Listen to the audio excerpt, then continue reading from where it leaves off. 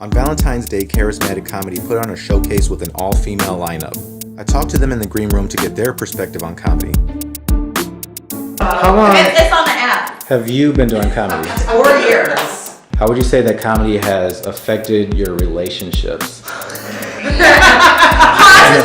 So the right person to ask that question. Oh, does it have It's hard. It's hard to have relationships with comedy, because comedy's always your first girlfriend or your first boyfriend, I dated a guy that turned just what I thought was like ripping on funny stuff into a competition. That I didn't realize, but like later in the night or whatever, he'd be like, so like my joke was funnier. You're like, no. I never said that. I was like, I'll let you think that, yeah. What do you think that women have to concern themselves with in comedy that men probably don't have to? 100% appearance. Appearance. Appearance, 100%. Women have to try to be professional looking but not sexy, attractive but not too attractive.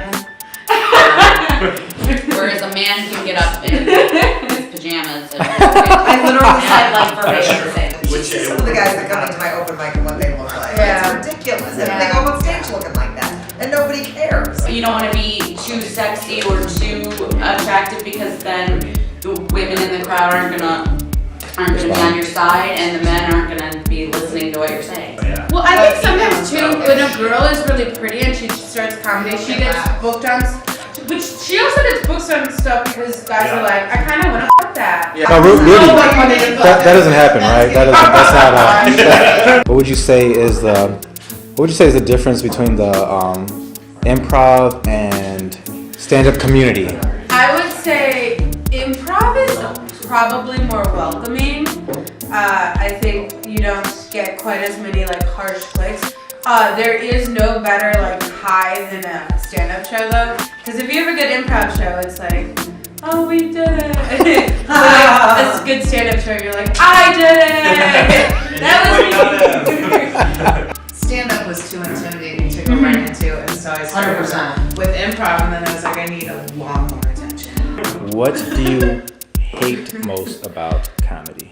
The thing that's most frustrating about comedy to me is working on a joke that you know works and you just can't get it to work, and you're just trying from so many different angles and you can only do it like so many times at a mic before people are like, yeah, I'm just gonna say this shit again. We know, bitch.